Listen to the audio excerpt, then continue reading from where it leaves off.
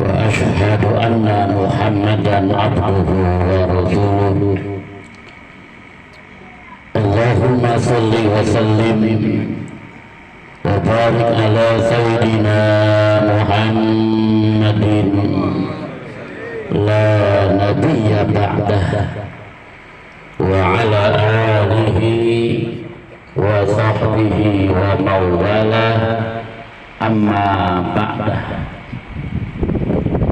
فقد قال الله تعالى في كتابه العظيم أعوذ بالله من الشيطان الرجيم بسم الله الرحمن الرحيم ومن آياته أن خلق لكم من أنفسكم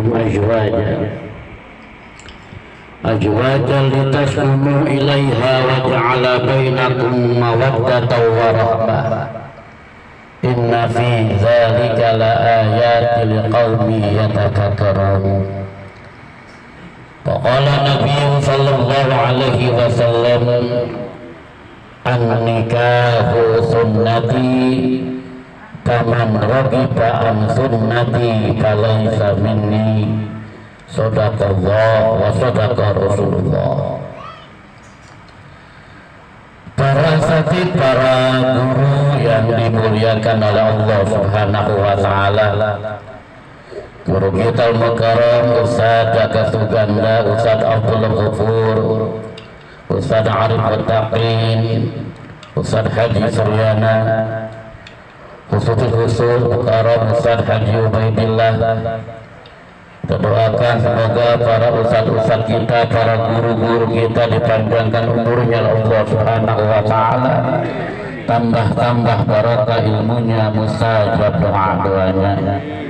Dua pengajian silaturahim Bapak Ustaz Muhammad Dahlan yang sama-sama kita hormati. Para tokoh masyarakat, para sepuh, bapak-bapak haji yang dimuliakan oleh Allah. Khusus Sahibul Bait Bapak RKAD dan keluarga besarnya, dan para jemaah yang insya Allah kita pada kesempatan malam ini mendapatkan ridha dari Allah Subhanahu wa taala. Alhamdulillah, malam ini Allah takdirkan kita bisa bersama-sama berada di tempat ini dalam rangkaian syukur kepada Allah Subhanahu wa taala. Kita bikin pengajian, kita baca maulid, kita baca tahlil, menyongsong besok karena Bapak RKAD akan melaksanakan kewajibannya sebagai seorang ayah, ialah menikahkan putrinya yang bernama Mia Aning Sumiati yang akan dinikahkan dengan Ananda Rizal Fakhreji, yang akan nikahnya insya Allah besok akan dilaksanakan. Semoga senantiasa dibela oleh Allah Subhanahu wa taala, dilancarkan prosesi akad nikahnya, dan Ananda, Mia dan Ripal akan melangsungkan rumah tangga yang sakinah, mawaddah warahmah, diberikan keturunan yang soleh dan solehah. Amin ya rabbal, amin ya rabbal. Jadi Ananda Mia ini sesuai apa yang ada dalam pepatah. Dapat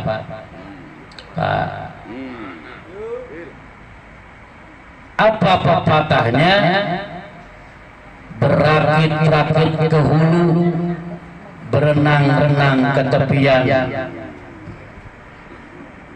cepat-cepat ke penghulu biar tidur nggak sendirian. Nah gitu, nah gitu. Jadi kata Neng Mia teh, cepat-cepat ke penghulu biar tidur enggak sendirian. Bab kalau tidur sendirian, kalau musim hujan begini Pak repot bawaannya. Awak ngepungkel, ngepungkel.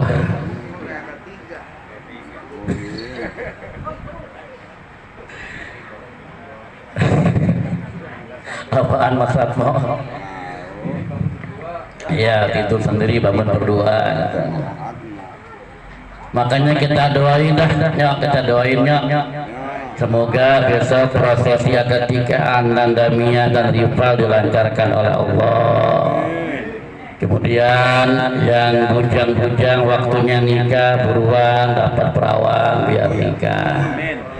Yang duda-duda biar dapat janda biar nikah. Yang janda-janda biar dapat duda biar buruan nikah. Yang perawan-perawan biar dapat saya buruan nikah.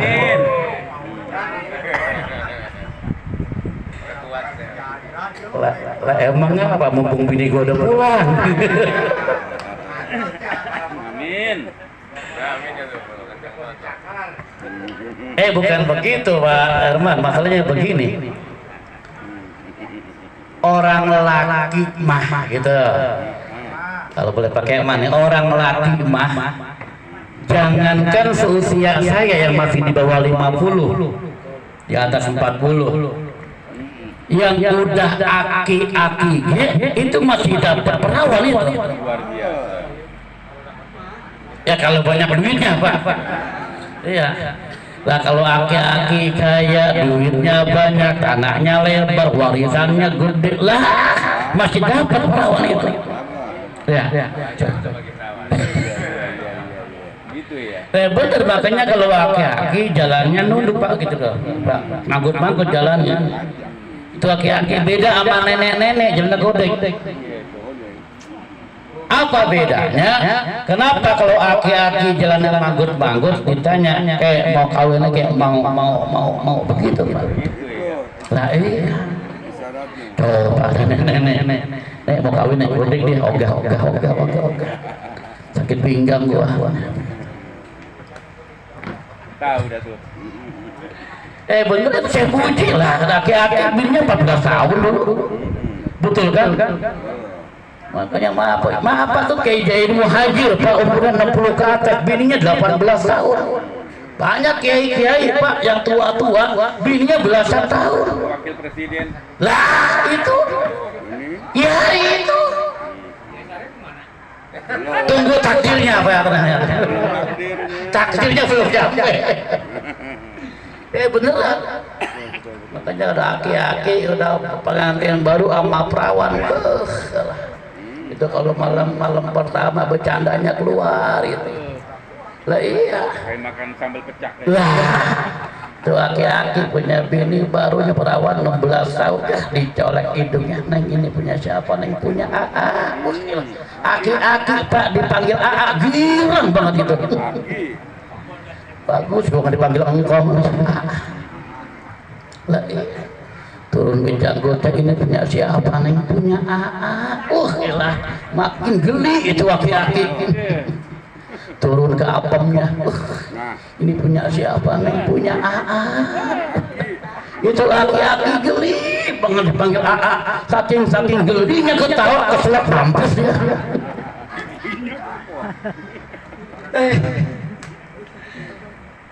Artinya inilah yang namanya jodoh gitu Pak. Ini kita maksudnya saya mau ngomong apa sih? Intinya yang namanya jodoh itu merupakan sirrun min asrorillah, rahasia di antara rahasia-rahasianya Allah.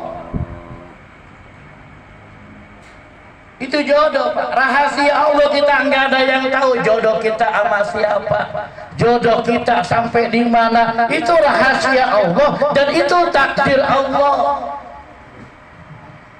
Maaf saya ngomong maaf agak pahit tapi ini saya yakin benar, maaf ya. Jadi janda, jadi duda itu bukan kemauan hati, tapi takdir dari ilahi yang mesti dijalankan dengan keridhaan hati. Betul? Itu bukan kemauan hati, tapi itu takdir dari sang ilahi yang mesti kita jalankan dengan keridhaan hati, ridho atau tidak dengan takdir yang menimpa diri kita.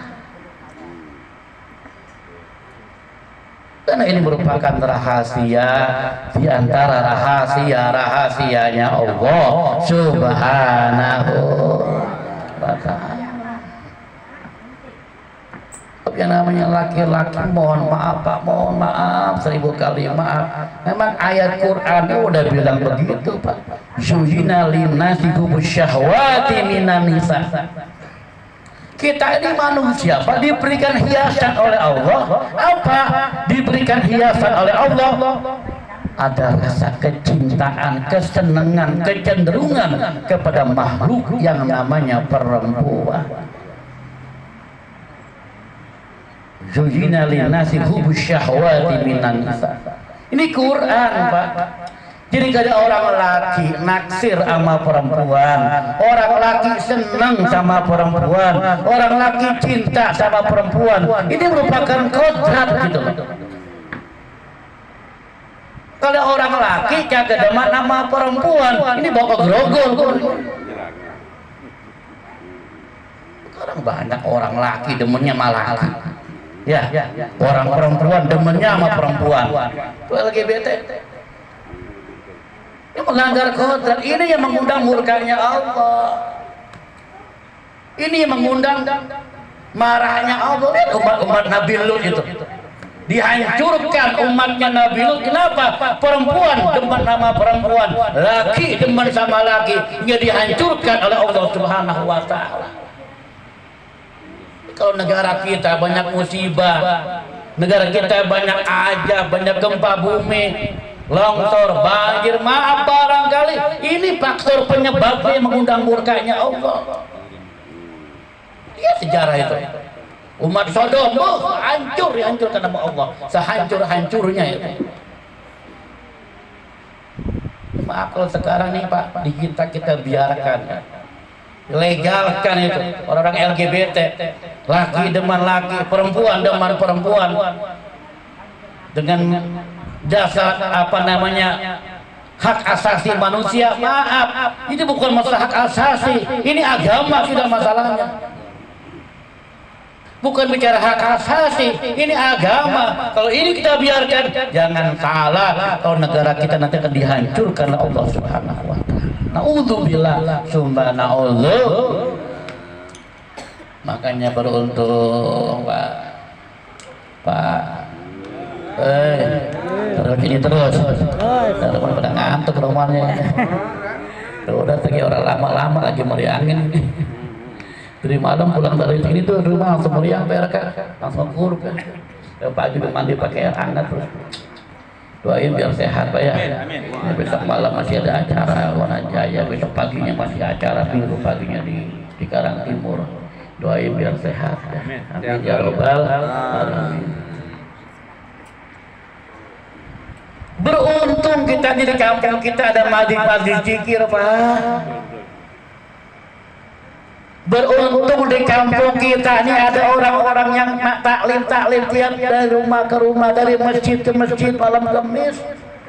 Beruntung di Al-Ikhlas ada taklim, di Hidayah ada sekitar kita banyak taklim, banyak yang zikir. Ini yang meredam murkanya Allah Subhanahu wa Ta'ala. Apa? Kita itu harusnya berterima kasih banyaknya majlis zikir kampung kita. Kita itu punya berterima kasih masih banyak orang-orang yang mau duduk taklim. Kita itu berterima kasih masih orang-orang yang datang ke masjid, mau sholat berjamaah, mau zikir. Ini yang meredam murkanya Allah. Allah tidak akan memberikan azab di satu kampung di mana di kampung itu masih ada orang-orang yang beriman, orang-orang yang berzikir kepada Allah Subhanahu wa Ta'ala. Ngomong saya nggak ngambil untung ngomongnya di beneran ini. Iya, nggak ngambil untung ini. Pas-pasan pokoknya, namanya terang orang DP begini masalah ini. Nggak sama jemaah. Kalau kan DP nah malu kita. Ya Allah, bener Pak. Terima kasih betul itu. Ini yang meredam murkanya Allah Subhanahu wa Ta'ala. Ya minimal kita tidak hadir, kita enggak datang, kita dukung, ya Pak ya. Sebab ini yang merupakan peredam murkanya Allah Subhanahu wa Ta'ala. Bapak para jemaah yang dimuliakan oleh Allah Subhanahu wa Ta'ala. Ini masalah nikah kita bicara ya. Di hakikatnya nikah adalah merupakan ibadah kepada Allah yang diperintahkan oleh Allah Subhanahu wa taala kepada hambanya yang bernama manusia. Kepada siapa? Dengan jenisnya sendiri, sama manusia kepada manusia. Merupakan sunnatullah kalau laki suka sama perempuan, perempuan suka sama laki-laki. Dan melanggar kodrat, nah ini lagi nih ya, melanggar kodrat kalau kita menikah bukan kepada makhluk yang bernama manusia. Nikah sama jin, maaf ini ya. Kalinya begitu terus saya di film sembarang ada geningan ya. Maaf ini ya. Wa min ayatihi an khalaqalakum min anfusikum azwaja. Dari jenis kamu sendiri untuk menjadi istri itu. Siapa jenis kita? Manusia. Oleh karena Bapak para jemaah yang dimuliakan oleh Allah Subhanahu wa taala ya, satu nikah adalah merupakan perintah Allah Subhanahu wa taala. Buat siapa? Ini menjaga kesucian manusia. Jangan sampai kita kawinnya mau, nikahnya kagak mau. Beda ya? Beda Pak Arman. Kawin sama nikah mah beda. Sebab kalau orang kawinnya doyan, kayaknya kagak mau, laki-laki ini yang akan mengundang murkanya Allah. Dan kita kewajiban mengingatkan, maaf ketika ada maaf ada ustaz, ada siapa saja yang menyampaikan kebenaran, itu bukannya benci. Bukannya benci, itu kan memang kewajiban menyampaikan kul haqqa walau kana murran, katakanlah kebenaran walaupun serasa pahit. Mengatakan yang hak, mengatakan yang benar meskipun konsekuensinya. Nah ini kemarin kalau masalah Jumat saya bahas ya. Masih ingat kayak yang bayang masjid Al-Ikhlas, resiko nahi munkar jauh lebih berat ketimbang resiko amar ma'ruf. Kalau amar ma'ruf Pak, kita ngajakin orang sholat bagian dia nggak mau, nggak bakalan marah ya. Kita ajak orang zikir, ayo kita zikir, datang, kagak mau dia nggak bakalan marah. Itu amar ma'ruf tuh, ngajak kebaikan. Tukang kadang-kadang ayo di grup, ayo pengajian malam ini bertempat di anu ya, nggak datang dia nggak marah. Ya tukang mau tetap aja sebagai amar ma'ruf, tetap disampaikan, diundang, namanya ngajak kebaikan, namanya amar ma'ruf. Tapi yang berisiko besar kalau udah nahi munkar Pak. Kalau udah nahi munkar berisiko besar. Orang kalau udah maksiatnya yang kita larang, jolimnya yang kita cegah, ya, biadabnya yang kita lawan, ini yang menimbulkan resiko gitu. Dia bisa marah, dia diajak sholat nggak mau, dia nggak marah. Tapi ketika dia berbuat maksiat, kita tegur, bisa marah Pak. Iya kan? Makanya resiko nahi munkar jauh lebih berat daripada beramar ma'ruf. Makanya kalau ustadz yang vokal itu resikonya lebih berat Pak. Bukan hanya sekedar ayah dikir, ayah enggak ya. Yang menyampaikan kebenaran ini yang berasal resikonya. Bisa difitnah, bisa dibenci, bisa dikucilkan dan seterusnya. Tapi yang pasti intinya itu bermuara karena cinta gitu loh. Dan mengajak menolak kebenaran, melarang kemunkaran bukan berarti benci dengan orangnya, jangan salah. Yang kita benci itu maksiatnya, bukan orangnya Pak. Kita secara manusia nggak boleh membenci manusianya. Yang kita cegah, yang kita benci kemaksiatan yang adanya, bukan pelaku maksiatnya. Sebab kita diajarkan ruhama'u bainahum, kasih sayang kepada sama manusia. Ya, singkat. Yang terakhir, nikah ini saya katakan tadi di awal adalah merupakan ibadah kepada Allah Subhanahu wa ta'ala. Kalau yang namanya ibadah, luruskan niat. bukan hanya ibadah nikah Pak, ya perlu urusan niat. Apapun bentuk ibadahnya, baik ibadah mahdoh maupun ibadah goer mahdoh, perlu diluruskan niat. Kemarin malam Kamis kapan saya ngaji di Al-Hidayah itu, kita jelaskan bagaimana bedanya motivasi niat antara melaksanakan ibadah yang fardu dengan ibadah yang sunat. Ada yang masih ingat? Ini banyak yang ngaji nih, saya ulangi dikit lagi ya, pintas. Kita sesama ibadah saja nih, ada ibadah yang namanya sholat maghrib, ada ibadah sholat isya, ibadah sholat subuh, ada yang namanya ba'diyah maghrib, ya Pak ya, ada yang namanya qobliyah subuh, ada yang namanya tahajud. Itu motivasinya beda. Kenapa beda? Orang kalau maaf ibadah yang fardu, ya itu maaf 1000 kali maaf. Terkadang niatnya banyak yang tidak murni karena Allah. Tanda petik ya, tidak semua seperti ini ya. Tanda petik, bukan berarti semuanya sama, enggak. Tanda petik, tidak semuanya murni karena ingin mengabdi kepada Allah. Tapi ada di antara mereka yang melaksanakan sholat fardunya semata-mata cuma takut disiksa oleh Allah Subhanahu wa ta'ala. Nah, kalau nggak sembahyang maghrib, kalau gue nggak sembahyang maghrib kan hukumnya fardu, wajib.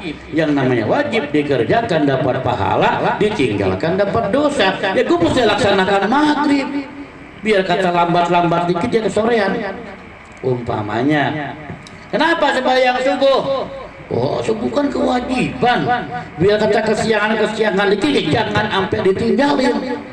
Ini fardu wajib, ditinggalkan dikerjakan mendapatkan pahala, ditinggalkan mendapat dosa. Jadi banyak di antara mereka yang ibadahnya yang fardunya ini semata-mata karena takut dapat dosa. Itu ada motivasinya. Boleh nggak begitu? Ya boleh, nggak apa-apa gitu loh. Ya boleh. Untuk tahapan-tahapan awal memang begitu. Memang itulah Allah berikan aturan fikih. Dikerjakan dapat pahala, ditinggalkan dapat dosa. Ketika dia kerjakan fardu, karena dia takut dosa dan takut masuk neraka, maka akhirnya dia melaksanakan sholat yang fardu. Tapi maaf, kalau motivasi ibadah sunnah beda Pak. Ya, kita sholat ba'diyah. Kalau kita nggak ba'diyah maghrib, saya mau tanya dosa apa kagak? Kita kagak qobliyah subuh umpamanya, dosa apa enggak? Enggak dosa. Kita nggak tahiyatul masjid, dosa apa enggak? Enggak dosa. Kita kagak sholat duha, dosa apa enggak? Enggak dosa. Kita kagak sholat tahajud, dosa apa enggak? Kagak dosa. Tapi kenapa kita kerjakan? Nah ini dia kan. Kenapa kita malam-malam mau bangun tahajud? Kenapa kita pagi-pagi kita begitu matahari naik sepenggala kita sholat duha? Kenapa kita habis sholat fardu dan ba'diyah qobliyah kita kerjakan? Itu bukan karena takut dosa. Itu bukan karena takut masuk neraka, sebab nggak tahajud nggak bakal masuk neraka. Nggak ada di akhirat di kuburan. Kenapa dia disiksa malaikat? Karena dia nggak sembahyang tahajud. Nggak ada Pak. Kenapa ini disiksa? Karena dia nggak sembahyang duha. Nggak ada itu. Tapi kenapa kita duha? Kenapa kita tahajud? Kenapa kita ba'diyah, qobliyah? Karena ini ingin mengabdi kepada Allah Subhanahu wa ta'ala. Ini murni niatnya sudah. Kalau yang fardu itu modal. Tapi kalau kita sunat-sunatnya ini kan murni. Semata-mata ingin mengabdi, ingin berkhidmat kepada Allah Subhanahu wa ta'ala.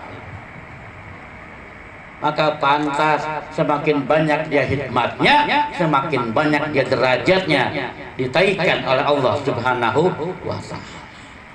Semakin banyak dia sunnahnya, baik ba'diyah, qobliyahnya, tahajudnya, duhanya, maka semakin banyak dia sholat-sholat sunnahnya, semakin naik derajatnya di hadapan Allah Subhanahu wa ta'ala. Oh dia nggak hadiah qabliyah, ya nggak apa-apa, nggak dosa. Nah ini motivasi ibadah aja niatnya beda, gitu. Niatnya beda. Macam ngaji begini, maaf Pak, ngaji begini nih. Andai kata kita tidak datang aja, kita nggak dosa.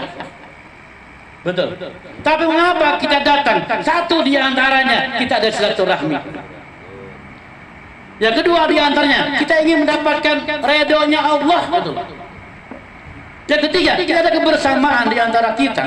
Yang keempat ada saling mendukung, membiasakan. Berapa tahun yang silam saya kumandangkan, saya dengungkan tuh. Zaman-zaman Pak Haji Awan ketua pengajian. Ayo di kampung kita biasain kalau hajatan teh, ya. Bahkan malam puncaknya mau ada dangdut kek, mau ada jaipongan kek, mau ada film kek, malam mangkatnya bikin pengajian, bikin maulid, jangan tinggalin. Dan alhamdulillah di kampung kita udah membudaya, alhamdulillah. Orang yang nggak pernah ngaji kalau hajatan orang bikin pengajian, betul. Alhamdulillah itu perlu kita dukung gitu Pak. Perlu kita dukung, semoga udah kita datengin ke rumahnya, besok mau gabung ngaji, kan begitu tujuan kita.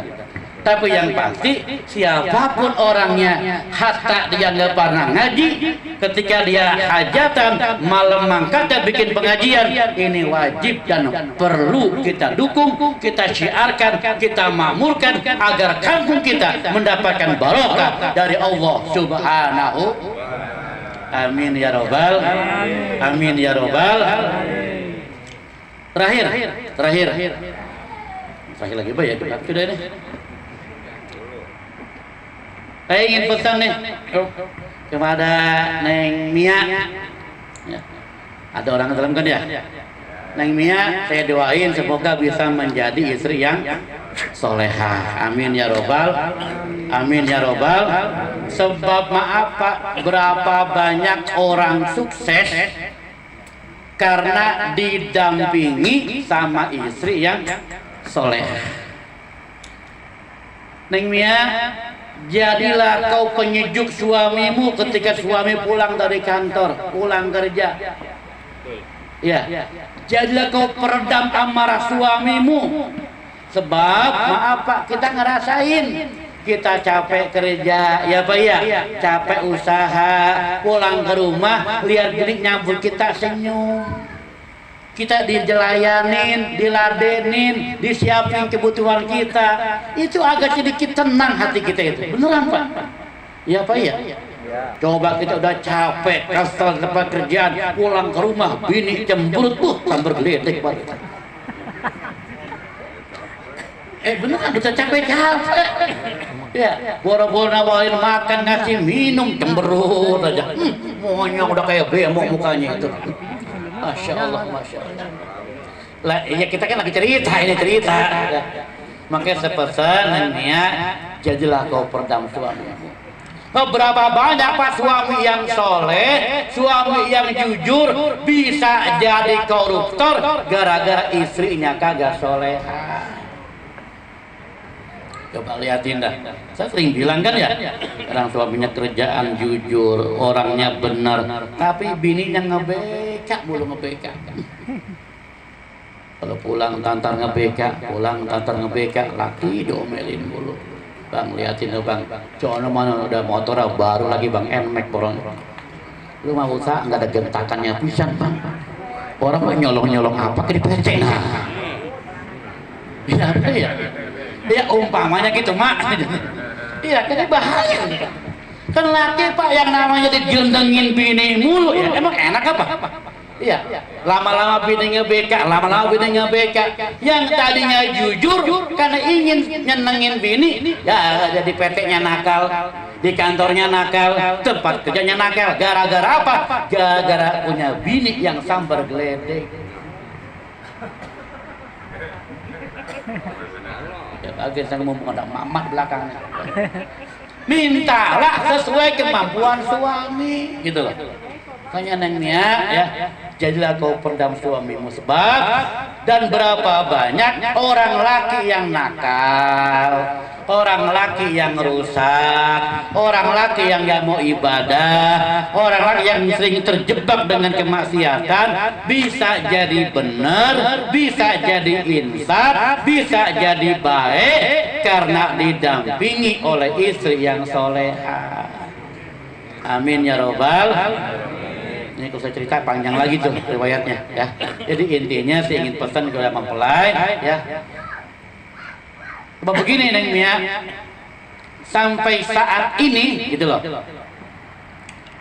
surga Neng Mia masih ada di Pak RK sekarang. Ngaji nih, ya, ngaji nih. Pak RK yang masih bertanggung jawab makannya Mia, Pak RK yang masih bertanggung jawab pakaiannya Mia, Pak RK yang masih bertanggung jawab kalau Mia keluar melakukan dosa, bapaknya yang bertanggung jawab. Tapi besok begitu ijab kabul ucapkan antuka wajawatuka mahtubataka bi fulana binti fulan bi mahril mazkur bi mahril alati salat nakdan, maka dijawab oleh bapaknya apa? Rivalnya qabiltu nikaha wa tajwijaha bi mahril mazkur nakdan, maka berpindah tanggung jawabnya PRK, maka berpindah kepada suaminya. Makannya tanggung jawab suaminya, pakaiannya tanggung jawab suaminya, semua-muanya tanggung jawab suaminya. Berpindah tempat sudah. Nisa pada golijo. Makanya hati-hati. Bukannya kalau surga anak laki, maaf, anak laki ada di orang tuanya. Tapi surga anak perempuan begitu dia nikah, maka ada keridhoannya di suami. Dan harta anak laki, maaf Pak, harta kita orang laki itu bukan milik istri Pak, milik orang tua kita.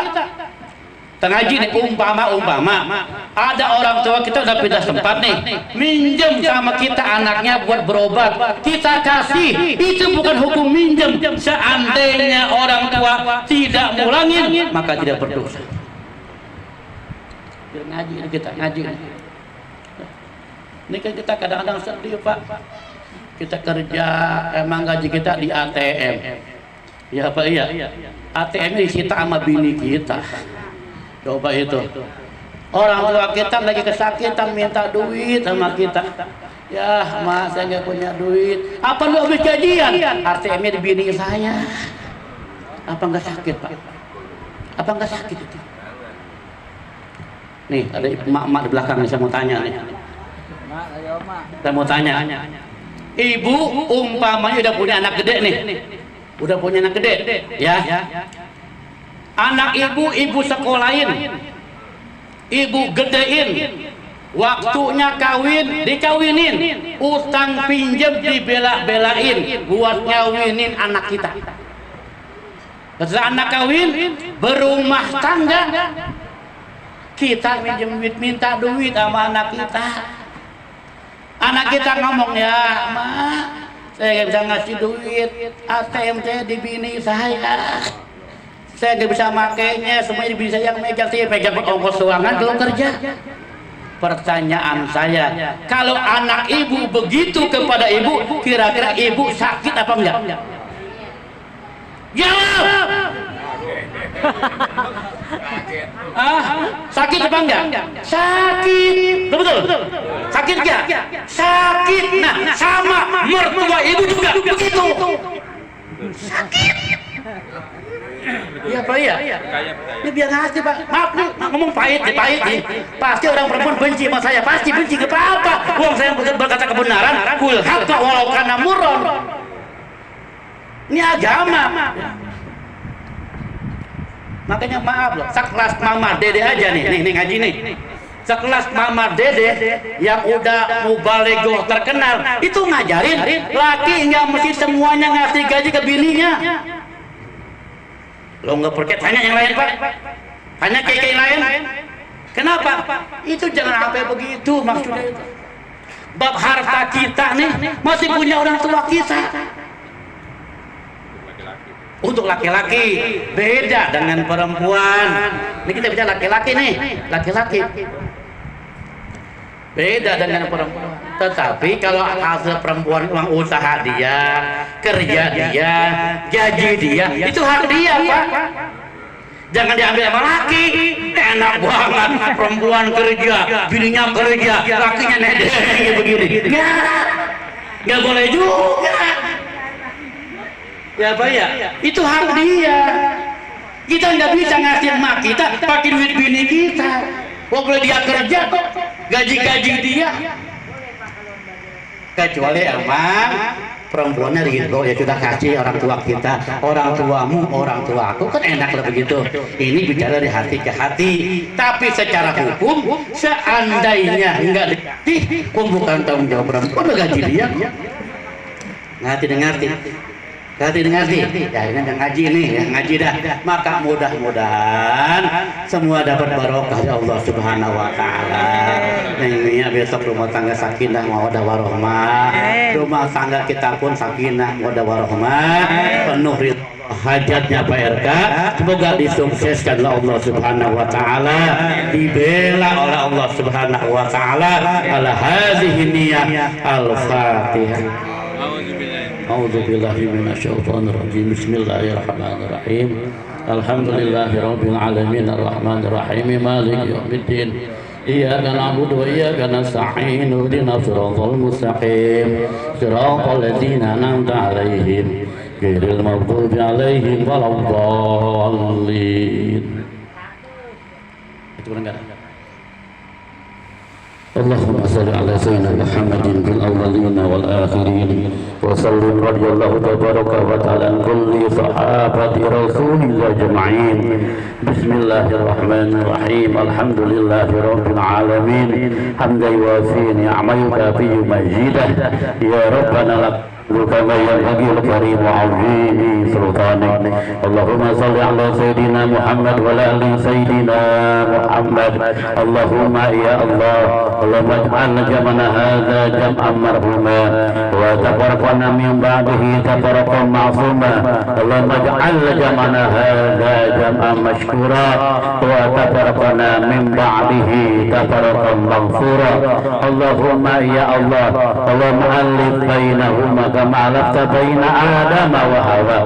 اللهم ألف بينهما كما ألفت بين إبراهيم وسارة. اللهم ألف بينهما كما ألفت بين يوسف وزليخا. اللهم ألف بينهما كما ألفت بين محمد صلى الله عليه وسلم وخديجة الكبرى وعائشة الرضا.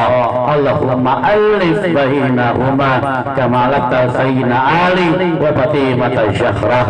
اللهم يا الله اللهم احفظنا واحفظهما فإنك خير الحافظين. اللهم ارحمنا وارحمهما فإنك خير الراحمين. اللهم انصرنا وانصرهما فإنك خير الناصرين. اللهم ارزقنا وارزقهما فإنك خير الرازقين. ربنا هب لنا من أزواجنا وذرياتنا قرة أعين واجعلنا للمتقين إماما.